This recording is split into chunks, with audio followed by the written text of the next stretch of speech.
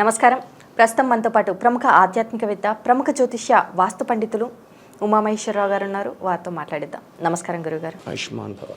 గురుగారు, ఏప్రిల్ నెలలో మరి కర్కాటక రాశి వారికి ఎలా ఉండబోతుందో తెలియచేయండి. సర్వమంగళ మాంగళ్యే శివే సర్వార్థ సాధకే శరణ్యే త్రయంబకీ దేవి నారాయణీ నమోస్తుతే. ఓం గం గణపతియే నమః. ఓం శ్రీ గురుభ్యో నమః.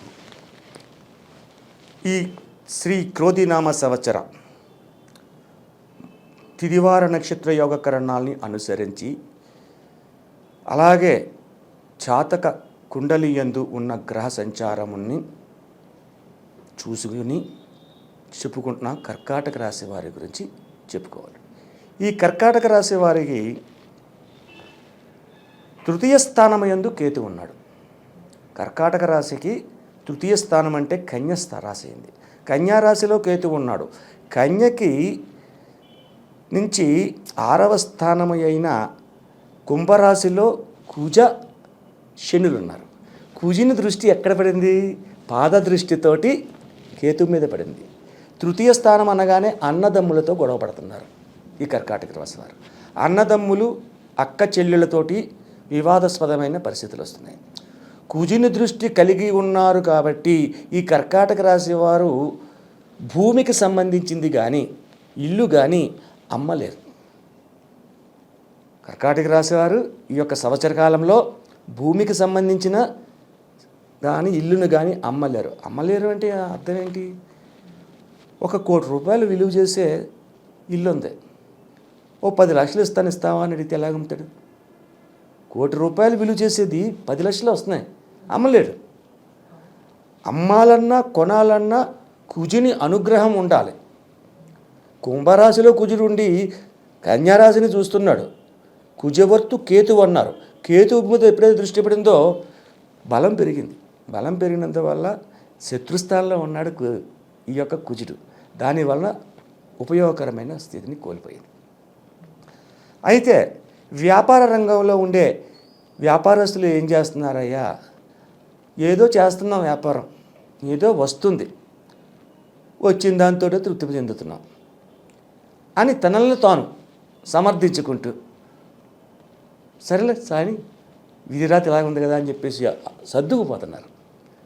అంటే చేసే వ్యాపారంలో అనర్గళంగా ధనాన్ని ఆర్జించలేకపోతున్నారు.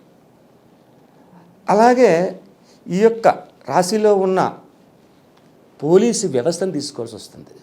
ఈ పోలీసు వ్యవస్థ విధానాన్ని చూస్తే కేతువు యొక్క దృష్టి 4 గ్రహం మీద పడింది. శుక్రుడి మీద, గురుడి మీద, రవి మీద, రాహు మీద. ఈ 4 గ్రహములు ఇచ్చే మంచి ఫలితాన్ని కేతు చెడగొడుతున్నాడు. శుభ ఫలితాన్ని ఇవ్వట్లేదు. శుక్రుడికి ఉన్నది మీనరాశిలో ఉన్నాడు. శుక్రుడికి శత్రుస్థానమైన ఉచ్చక్షేత్రం. ఈ ఉచ్చక్షేత్రంలో ఉన్నందువల్ల ఉపయోగాన్ని కోల్పోయాడు. కాబట్టి వ్యవహారిక రంగములలో అంటే వివాహాల గురించి కాదు, వివాహ ముహూర్తాలు ఇక్కడ ఉండవు. నవమైన తర్వాత కొన్ని ఉంటాయి, ఎన్నో ఉండవు. ఆ తర్వాత గురుమూఢమి, శుక్రమూఢమి కూడా వస్తుంది. వివాహాల గురించి జరగవు, వివాహ ముహూర్తాలు ఉండవు. అయితే తదుపరి వివాహాల గురించి మాట్లాడుకోవచ్చు. పెళ్లి సంబంధముల గురించి మాట్లాడండి. మాట్లాడితే అది ఉపయోగపడుతుంది ఈ కర్కాటక రాశి వారికి. అన్ని రకములుగా కూడా దాన్ని ఎదురుకెళ్తుంది. అలాగే ఆరోగ్యపరమైన ఇబ్బందులు ఏమైనా ఉన్నాయంటే పెద్ద విశేషమైన అనారోగ్యం అనేది ఏమి జరగదు. కానీ కొద్దిగా ఏదో తలనొప్పి వచ్చిందంటే అది కూడా అనారోగ్యం ఒక రకంగా చెప్పాల్సి వస్తే ఆ తలనొప్పి బాధలే ఉంటాయి. అంటే ఈ తలనొప్పి ఎందుకు వస్తుంది? వ్యాపారం సరిగ్గా నడుస్తలేదు, దాని గురించి ఆలోచిస్తున్నాడు. ఆలోచన ఎక్కువైతే ఏమవుద్ది? ముందు వచ్చేది తలనొప్పి. పెద్ద తలకాయ నొప్పి అయిపోయిందిరా బాబు నీ వల్ల అని అంటారు వాదన చేసిన వాళ్ళ. అటువంటి పరిస్థితులు కలుగుతూ ఉన్నది. సో ఈ యొక్క ఏప్రిల్ నెల నుంచి ఈ పరిస్థితి ఎంతవరకు ఉంది అని చూస్తే, ఆషాఢ మాసం అంటే జూలై నెల, ఆషాఢ మాసంలో జూలై నెల, ఆ జూలై నెల వరకు కూడా ఇటువంటి స్థితిని పొందుతారు. 3 నెలల కాలం, ఏప్రిల్, మే, జూన్, జూలై 4 నెలలు. కాబట్టి ఆ తర్వాత వచ్చిన నెల నుంచి అంటే శ్రావణ మాసం నుంచి అధికమైనటువంటి లాభాలని ఆశ్రయించడం జరుగుతూ ఉంటుంది. అనుకున్న పనులు సమగ్రం నెరవేరుతాయి. అనుకున్న పని అనుకున్నట్టుగా చేయగలుగుతారు. శ్రావణ మాసం నుంచి కూడా పాల్గొన మాసం దాకా కూడా వీరికి కొద్ది కొద్దిగా ఒక్కో స్టెప్ వేసుకుంటా శిఖరాగ్రానికి చేరుకుంటారు. అటువంటి ఫలితాలు పొందుతున్నారు. అయితే ఈ యొక్క 4 మాసాలు కష్టాన్ని నష్టాన్ని చవి చూడగలరా? చూడలేరు. కష్టం వచ్చింది అంటే అమ్మో నాకే కష్టం వచ్చేసింది అని అనుకుంటారు. నేను పడుతున్నంత కష్టం జనులు పడతలేదు, ఎవరికీ లేదు నాకు వచ్చిన కష్టం అనుకుంటారు. ప్రతి వ్యక్తి అనుకునేది అదే. చిన్న కష్టం వస్తే ఓ పెద్ద సుఖం వచ్చింది, ఏం సుఖంలే అంటాడు. ఇది సుఖం ఎంతోసేపు ఉండదు, వెళ్ళిపోద్ది. కష్టం చిన్నదైనా ఎక్కువసేపుగా కనపడుతుంది. అటువంటి పరిస్థితుల్లో ఈ కర్కాటక రాశి వారు ఉన్నారు కాబట్టి దీనికి తగినటువంటి పరిష్కార మార్గాన్ని మనం చూసుకోవాలి. ఏం చేస్తే ఈ యొక్క 4 నెలల నుంచి నష్టాన్ని కలగకుండా ఉంటుంది అనే పరిస్థితి. ఇక్కడ ఈ కర్కాటక రాశి వారికి కుజునితో పాటు శని కలిగి ఉన్నాడు కుంభరాశిలో అని చెప్పుకున్నాం. నవగ్రహ ప్రదర్శన చేసుకోవాలి. ఈ నవగ్రహ ప్రదర్శన అంటే ఎలాగ చేయాలి ఏంటి, దానికి విధానం ఉంది. ఒక నల్లటి వస్త్రాన్ని, చిన్న వస్త్రాన్ని పట్టుకెళ్ళండి నవగ్రహాలున్న గుడికి, అంటే శివాలయంలో నవగ్రహాలున్న గుడికి వెళ్ళండి. ఉదయకాలాన్నే ఎన్ని గంటలు లేగాలి? సూర్యోదయం కాకుండా లేవాలి. స్నానాలు అన్నీ చేసుకుని ఇంటిలో ముందు దీపారాధన చేసుకుని ఆ ఇంటి నుంచి శివాలయానికి చెప్పులు లేకుండా వెళ్ళాలి. మీరు కారు మీద వెళ్తారా బండి మీద వెళ్తారా అన్న తర్వాత సంగతి. కాళ్ళకు పాదరక్షలు ఉండకూడదు. ఆ పాదరక్షలు లేకుండా ఈ యొక్క బెల్లం ముక్క, ఒక తమలపాకు, ఒక చెంబు, రాగి చెంబు పట్టుకెళ్ళండి, లేకపోతే వెండి చెంబు పట్టుకెళ్ళండి. స్టీల్ది మాత్రం కాదు.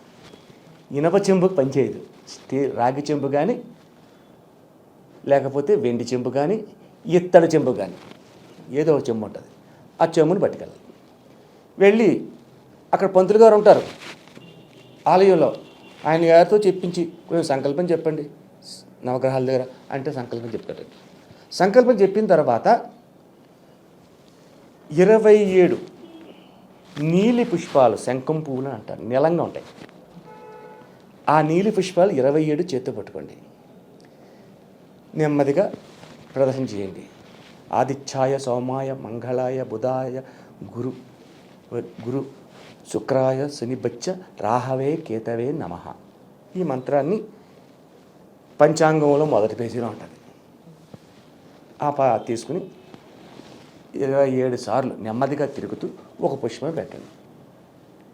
తర్వాత మళ్ళీ మంత్రాన్ని జపించుకుంటే మళ్ళీ 27 చేతిలో పుష్పాలు అయితే 27 ప్రదర్శనలు అయిపోయినాయి. ఆ 27 ప్రదర్శనలు అయిపోయిన తర్వాత ఆ పంతులు గారు అక్కడ సంకల్పం చెప్తారు. సంకల్పం చెప్పిన శనేశ్వరుడికి ఆ వస్త్రాన్ని కప్పండి.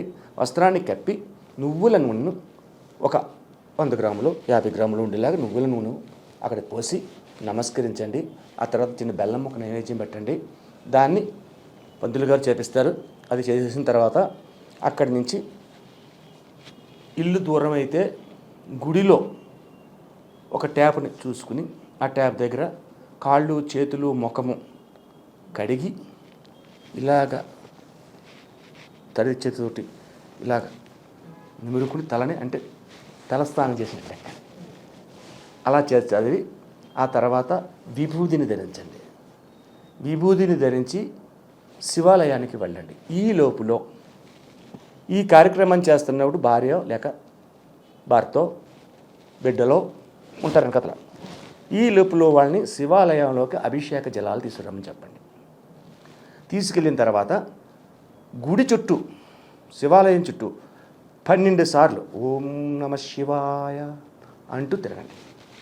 తిరిగి లోపలికి వెళ్ళి అభిషేకం చేయించండి స్వామివారికి. ఈ అభిషేకంలో ఏప్రిల్ నెల కాబట్టి అల్లనేరేడు పండు దొరుకుతుంది. అల్లనేరేడు పండులో ఉన్న పిక్కని తీసేసి గుజ్జుని జ్యూస్గా చేసి ఆ జ్యూస్ని అభిషేకం చేయించండి. పచ్చకర్పూరాన్ని కొద్దిగా తీసుకెళ్ళి అది నీళ్ళల్లో కలిపి ఆ నీళ్ళు అభిషేకం చేయించండి. వీటితో పాటు పాలు, పెరుగు, తేనె, నెయ్యి ఇవన్నీ ఉంటాయి. అందులో కంటే ప్రత్యేకమైనది అల్లం నేరేడు పండు. సరే, కొంతమందికి అల్లం నేరేడు పండు దొరకలేదు, ఏం చేయమంటారు అనే ప్రశ్న వస్తుంది. అల్లం నేరేడు పండు దొరకకపోతే నల్ల ద్రాక్ష పళ్ళు పట్టండి. తెల్ల ద్రాక్ష కాదు, నల్ల ద్రాక్ష పళ్ళు శుభ్రంగా జ్యూస్ చేసి ఆ జ్యూస్ని వడకట్టాలి. ఎందుకంటే జ్యూస్లో గింజలు అవుతాయి. శివలింగం మీద ఆ గింజలు పడితే ఎలా గీసుకున్నట్టుగా ఉంటుంది, భగవంతుడు కొంచెం బాధ కలుగుతుంది. కాబట్టి వడకపెట్టాలి, ఆ గింజలు పోవాలి.